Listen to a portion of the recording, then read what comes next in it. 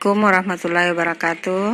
Perkenalkan nama saya Ibu Rahma, ibunya orang tua dari Dian Zulfikri Hidayat.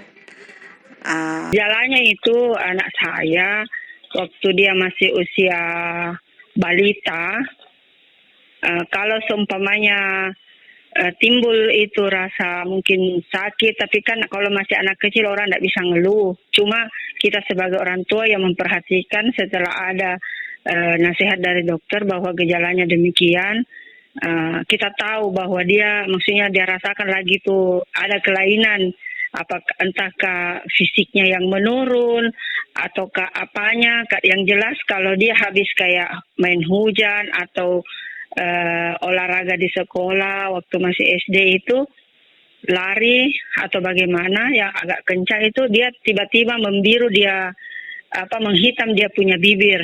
Terus cara tarik napasnya itu dia tersengal-sengal, artinya jauh dari orang yang tersengal secara normal. Artinya kalau kita seperti yang usia normal kita ini kan gampang diatur. Kalau dia itu, anak saya itu kasihan waktu dulu itu dituntun. Maksudnya saya tuntun kalau seumpamanya dia tersengal-sengal, apakah dari teman-temannya dia bergaul terlalu aktif. Soalnya anak saya termasuk walaupun dia ada kekurangan tapi aktif waktu kecil. Dia sering ingin bergaul, berbaur dengan orang yang normal. Tapi sebelum dia tamat itu ada suatu peristiwa yang pernah terjadi di pesantren, sampai saya panik mengatakan bahwa wah mungkin di sinilah sampai usia anak saya. Karena bagaimana tidak, saya sebagai orang tua, ibunya, bapaknya pun demikian. Tiba-tiba kita ini habis sholat maghrib, tiba-tiba ada telepon dari pesantren bahwa ibu tolong datang di pesantren karena Dian lagi ini, tiba-tiba dia badannya kaku. Saya tidak tahu apa yang terjadi sehingga anak saya begitu. Sampai-sampai bapaknya itu sudah dia tidak mengendarai kendaraan, dia sudah tidak konsentrasi. Nanti biasa saya yang ingatkan, Pak, ingat anakmu, kita mau jemput begini-begini. Akhirnya sampai di sana itu saya semakin stres lihat anak saya, karena anak saya itu diangkat sama teman-temannya, sama bapaknya naik ke kendaraan itu dengan kasurnya. Jadi saya sudah di situ sudah putus asa bahwa di sinilah mungkin ajal anak saya.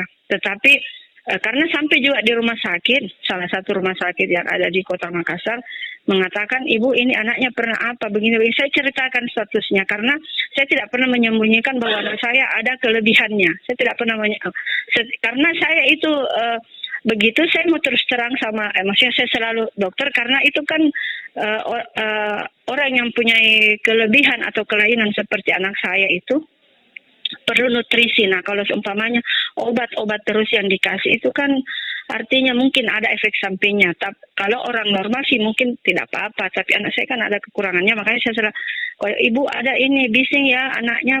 Oh iya dok, itu bawaan dari lahir. Semua diperiksa. Bagaimana. Pokoknya saya itu sampai 2 hari di rumah sakit itu tidak pernah kayak nyanyi tidur. Alkisah itu sampai neneknya jatuh sakit, tiba-tiba juga anak saya sakit. Setelah sakit di situ, tiba-tiba kayak dadanya tuh kejepit. Di situ saya mulai stres lagi. Waduh, bagaimana cara saya ini? Orang tua saya sakit, anak saya sakit. Bagaimana ya Allah, beri saya petunjuk. Akhirnya itu masuk ke rumah sakit. Masuk dulu ke rumah sakit periksa. Terus salah satu dokter spesialis jantung di salah satu rumah sakit yang ada di Kota Makassar itu mengatakan, wah ini anaknya Bu sudah mulai ini. Bagaimana kalau saya ajak ibu untuk mengobati anaknya ke Jakarta, rumah sakit yang lebih bagus, rumah sakit khusus jantung.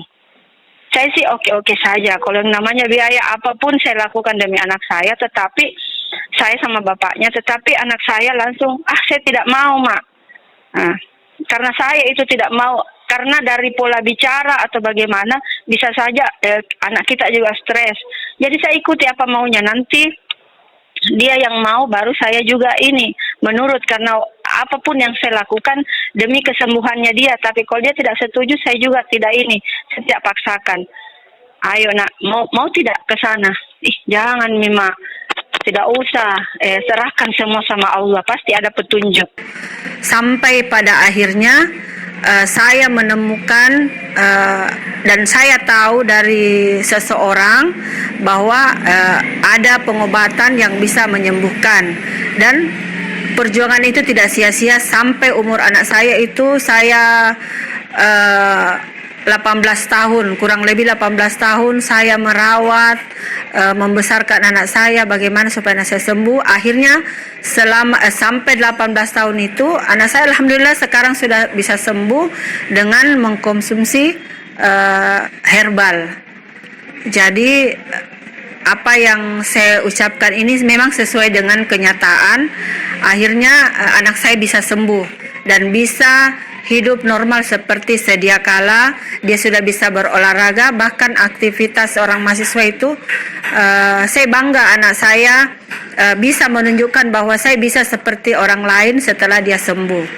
Dia aktif di pencak silat, di futsal, bulu tangkis di Universitas Hasanuddin. Terakhir setelah dia mengkonsumsi nutrisi, dokter juga menyarankan untuk kembali berobat kembali, melihat kembali bagaimana perkembangan anak saya, apakah mengalami perubahan atau bagaimana. Sampai kalau ini 7 dokter yang menangani anak saya terakhir dia berobat dan mengatakan bahwa anak saya itu sudah tidak ada kelainan. Malah saya yang ini sama dokternya, loh ibu kok katakan anaknya ini? Saya bilang, bagaimana saya tidak katakan, sedangkan rekam medisnya ada sama dokter, begitu. Tapi memang sudah tidak ditemukan sampai diperiksa alat yang canggih, katanya sudah tidak ada. Ya, setelah dia mengkonsumsi herbal. Jadi ya saya sarankan juga kepada yang mengalami seperti anak saya itu, ya beralihlah ke obat herbal. Terima kasih. Assalamualaikum warahmatullahi wabarakatuh.